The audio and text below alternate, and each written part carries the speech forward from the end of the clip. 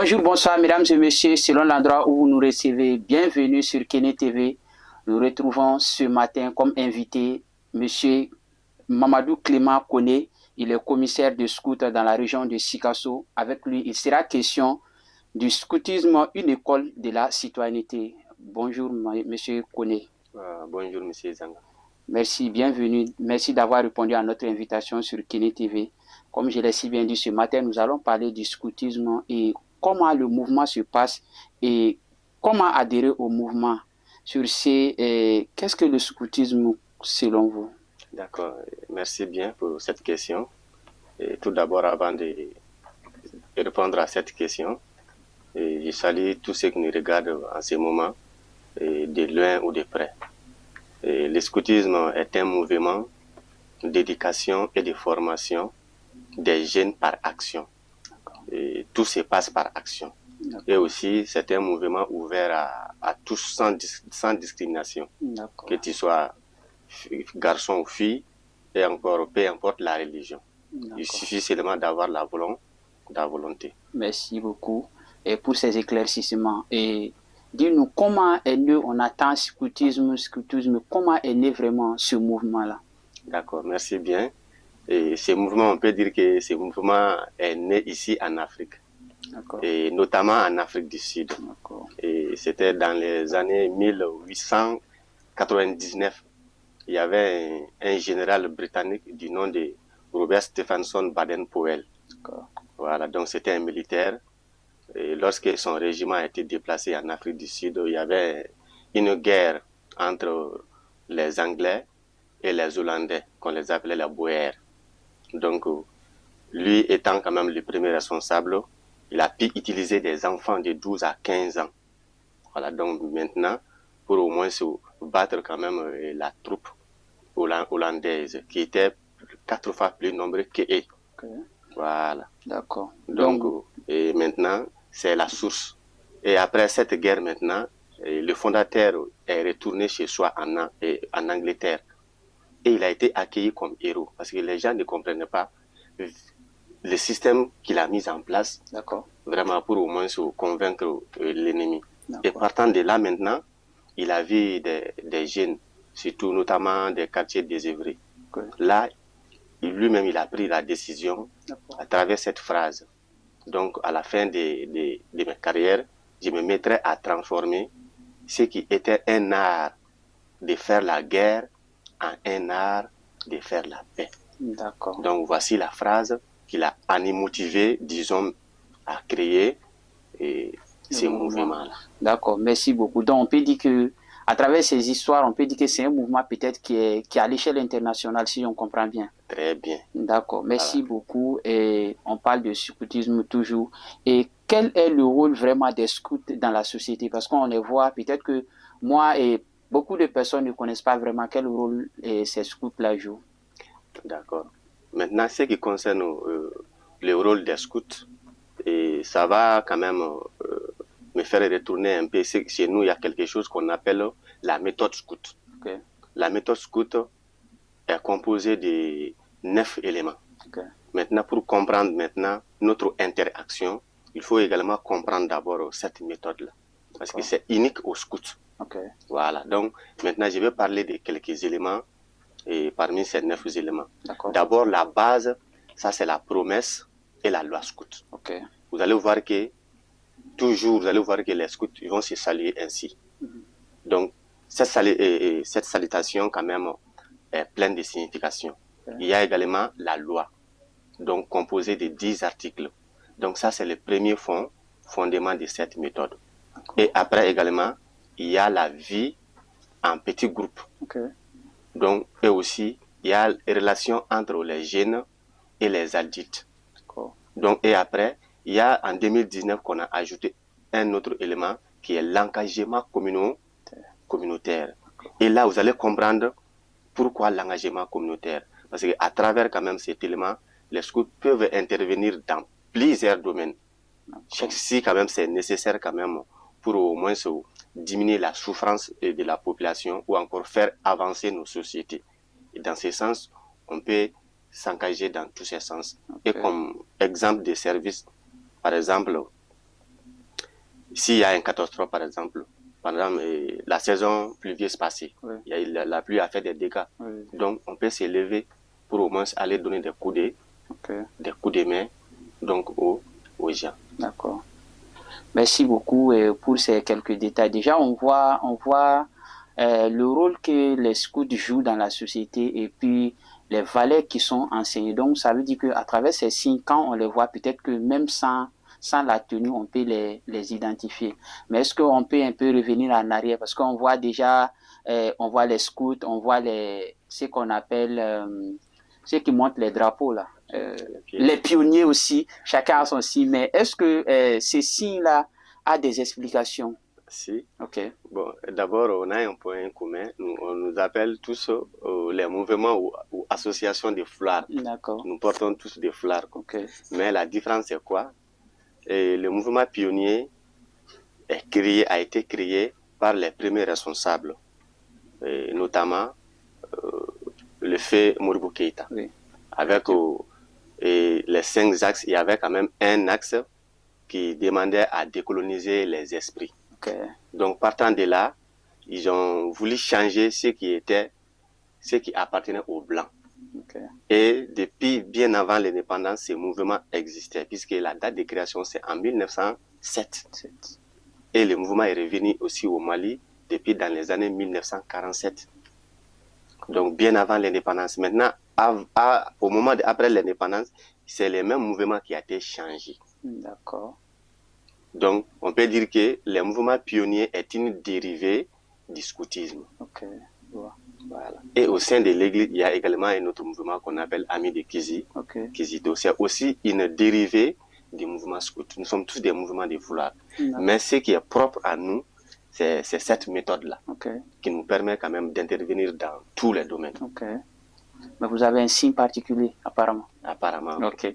Oui. Nous avons un signe particulier surtout, et la fleur de lys. Okay. Donc, auparavant, il disait que la fleur de lys indiquait toujours la bonne direction, le nord, mais aussi la bonne direction. Raison pour laquelle, toujours, vous allez aussi, tu vois, un scout habillé en tenue scout, vous allez voir quand même, il y a cette fleur-là qui est significative. Et aussi, ces 3 droits-là, donc franchise, déviement, pureté. Et vous allez voir la fleur de lys également à 3 pédales qui va dans ces sens aussi. Le drapeau aussi, on voit, chez les pionniers, peut-être on voit c'est le vert, jaune, rouge, je crois bien. Si je ne m'abuse pas trop. Ah oui. Maintenant, mais chez les scouts, je vois, il y a plusieurs couleurs. Je vois le violet qui est là. Je vois, il y a aussi le vert et tout. Mais est-ce qu'en quelques mots, est-ce qu'il y a des explications par rapport à ces couleurs-là? Il y a des significations. Okay. Et tout d'abord, concernant vert, jaune, rouge, puisque c'est un mouvement national, c'est normal. Il faut quand même valoriser la couleur et les couleurs nationales. Mais chez nous, il y a également des couleurs, puisque le scoutisme a 3 branches principales. Mais cette branche-là est variée selon les associations et selon les pays. Par exemple, chez les catholiques, les scouts catholiques de Côte d'Ivoire, ils en ont 4 branches. Mais ici au Mali, nous avons 3 branches. Et nous avons la branche jaune, et la branche verte et la branche rouge. La branche jaune, ça c'est la petite section, les enfants.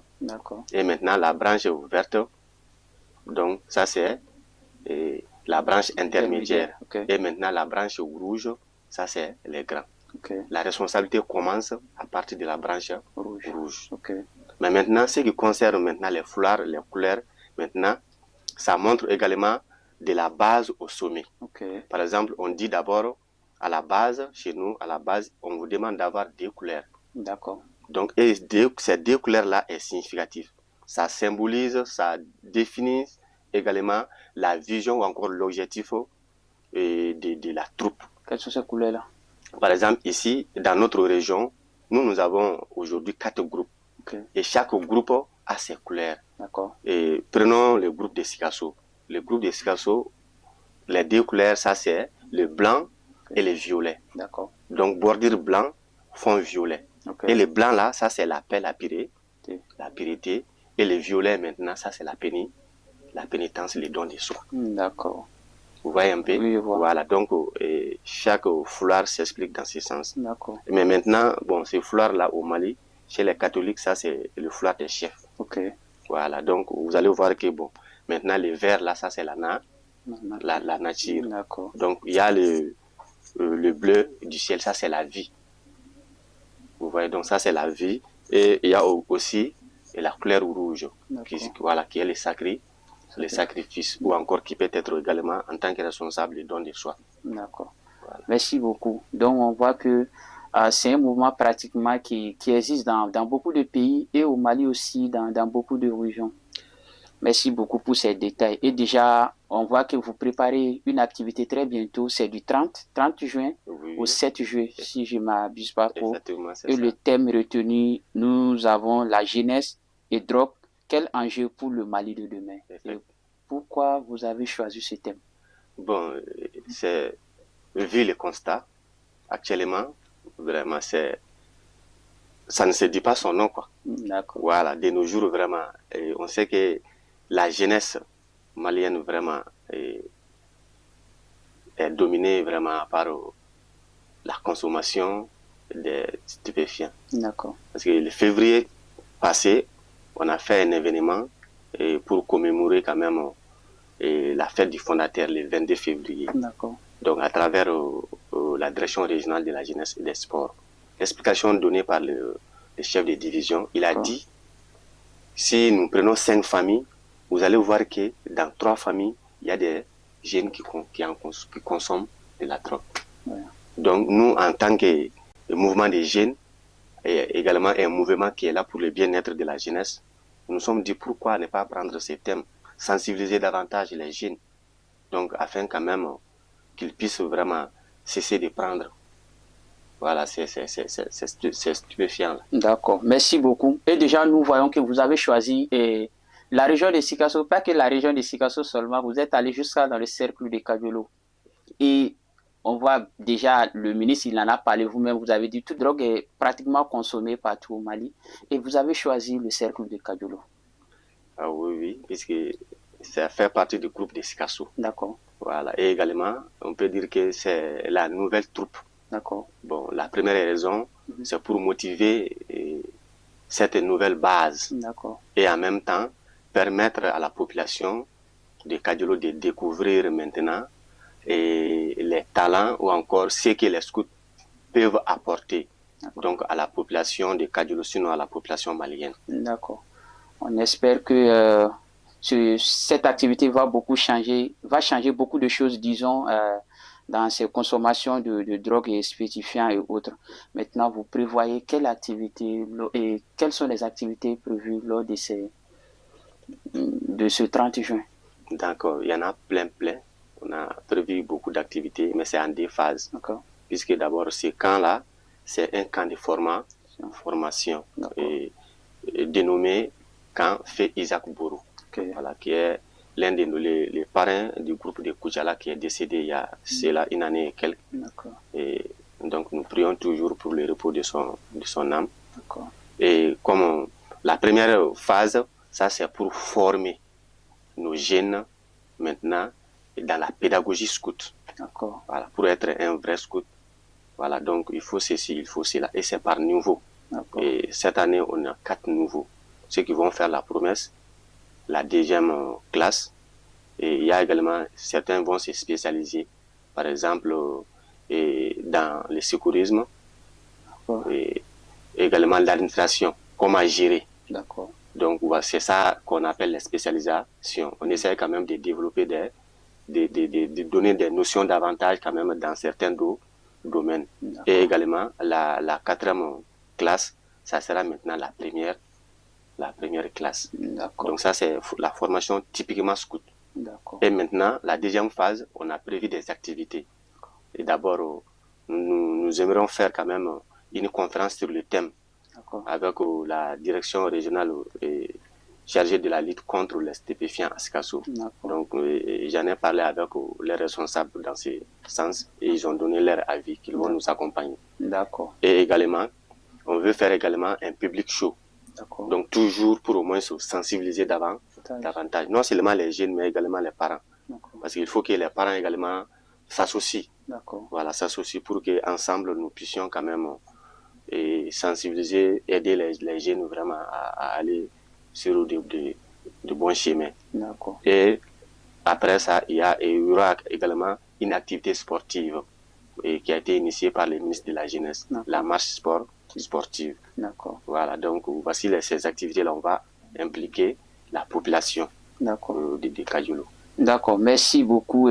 Déjà, c'est un thème bien abordé auprès de la jeunesse et qui est déjà très capital et qui inquiète beaucoup aujourd'hui la population. Et l'émission pratiquement tend vers sa fin. Et quel message de fin avez-vous à l'endroit de nos téléspectateurs?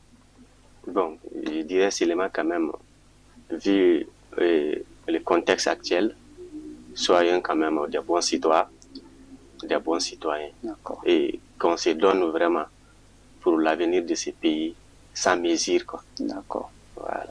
Merci beaucoup. Et comme nous l'avons si bien dit au début de l'émission, on avait comme invité M. Mamadou Clément Koné.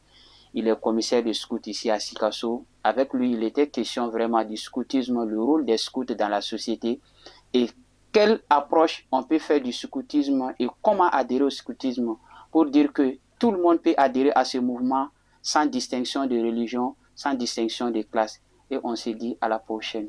Merci beaucoup.